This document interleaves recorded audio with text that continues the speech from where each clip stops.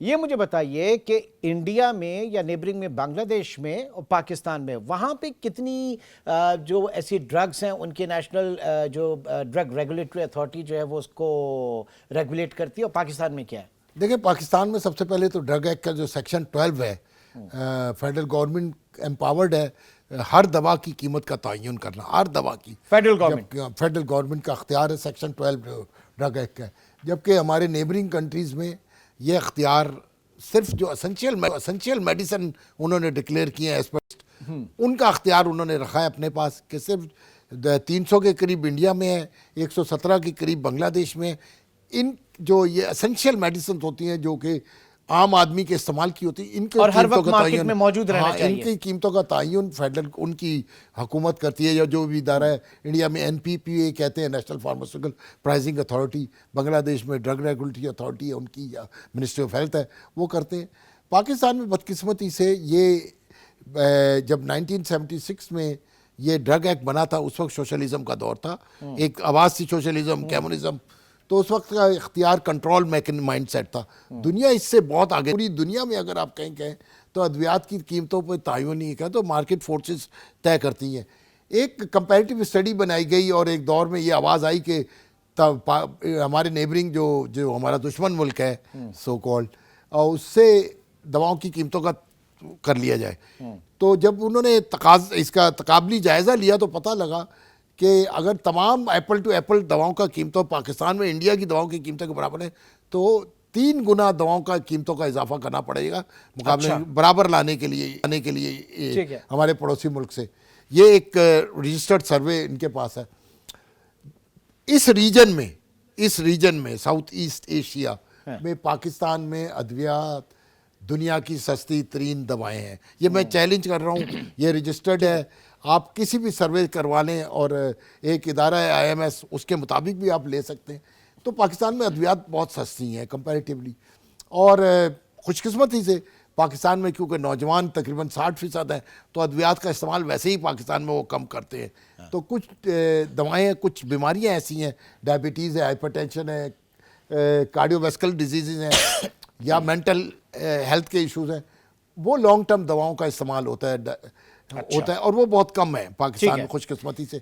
इसलिए दवाओं की कीमतों का तयन अगर हम सही तरीके से करें, हर साल दवाओं की कीमतों का तयन बढ़ता रहे एज पर, असल में तो रेगुलेट होना चाहिए, रेगुलेट होना चाहिए, और जो एसेंशियल है उनको जरूर करें।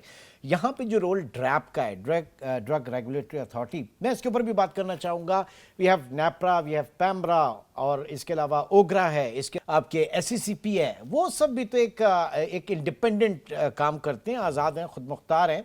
और ओग्रा की अगर हम बात करें मतलब फ्यूल प्राइस एडजस्टमेंट वगैरह गवर्नमेंट करती है ना, इंटरनेशनल प्राइसेस को देखते हुए एडजस्टमेंट करती है ना सारी चीज़ें। यहाँ पे जो ड्रैप है वो क्यों एक खुद मुख्तार इदारा नहीं है? ये बदकिस्मती है। जब ये ड्रैप बन रही थी, जब ये 18th अमेंडमेंट आई, तो उस वक्त हमने जो हुकूमत के साथ मैं मुज़ाकरात कर रहा था, उस वक्त के चेयरमैन हारून कासिम साहब भी मुज़ाकरात कर रहे थे, नरगिस सेठी साहबा सेक्रेटरी कैबिनेट थी और उनके बाद हेल्थ का शोबा भी था। तो उनके साथ हमारी ये बात तय हो गई थी, अंडरस्टैंडिंग तय हो गई थी कि DRAP will be an independent body, ये तय हो गई थी। फिर बदकिस्मती से ये हुआ, जैसे ही आपको पता है कि ब्यूरोक्रेसी के पास जब कोई चीज़ जाती है तो वो इसमें कंट्रोल बिल्ड कर सकते हैं, और बदकिस्मती ये एक मेरी 46 महकमे मिनिस्ट्री ऑफ हेल्थ के पास है, ड्रैप एक महकमा है मिनिस्ट्री ऑफ हेल्थ में, तो माइंडसेट कंट्रोल का आ गया। और इसकी वजह से इस वक्त आवाम को असल इशू ये है सर, माइंडसेट अगर in larger interest of country and country man है तो कोई मसला नहीं है ना, लेकिन यहाँ तो मैं अगेन ये अगर 1341 रुपए का आपका हेपरिन का इंजेक्शन ये अगर मंजूर हो जाती तो 1341 रुपए की थी, अदरवाइज ये इस वक्त 3000 का है।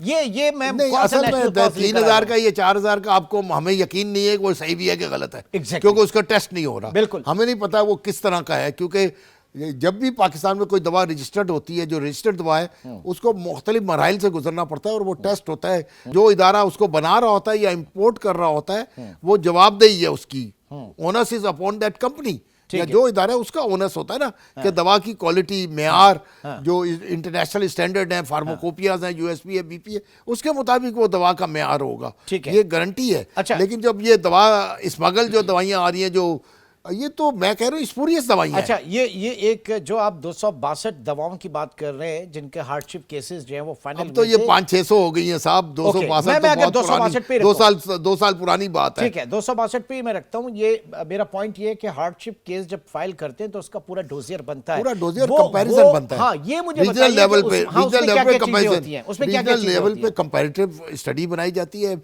इंडिया में क्या है, बांग्लादेश में इसके क्या है, साउथ एशिया में सारे कंपैरेटिव स्टडी बनाई जाती है और उसका एवरेज प्राइस को पाकिस्तान में लाया जाता है। यानी अगर 1 रुपया 10 रुपए की है और एक जगह 5 रुपए की, तो उसको जमा करके उसका एवरेज पाकिस्तान में दावत का क्या, और इसके लिए रॉ मटेरियल बहुत बड़ा डोजियर बनाया जाता है। ये कोई मामूली चीज़ नहीं है।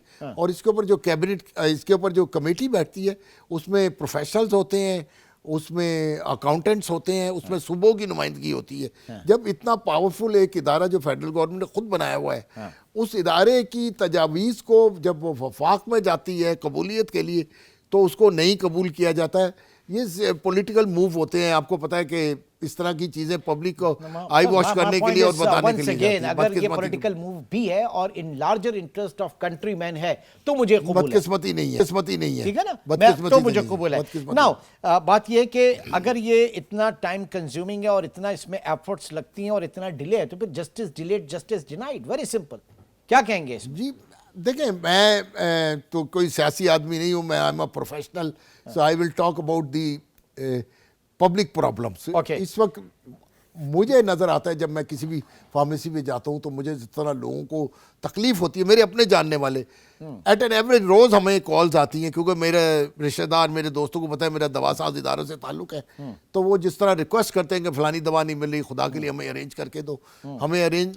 चले, हम तो कुछ बना ही नहीं रहे ना, हम तो वो दवा बन नहीं सकती पाकिस्तान में। इंडिया मेरे ख्याल से कोई 20 अरब डॉलर की उनकी एक्सपोर्ट है मेडिसिन की। जी, 20 बिलियन डॉलर, 20 बिलियन डॉलर, और पाकिस्तान की हार्डली मेरे 600-700 million dollar, 350 million dollar, 35 crore dollar, 35 crore dollar, ज्यादा नहीं है। अच्छा, अब ये मुझे बताइए कि एक इंडिपेंडेंट, क्योंकि आप लोगों की जो सजेशंस जा रही हैं वो भी है ना कि इंडिपेंडेंट प्राइसिंग बोर्ड हो, वहां पर जो है वो प्रोफेशनल्स हों, ये सारी चीजें हों।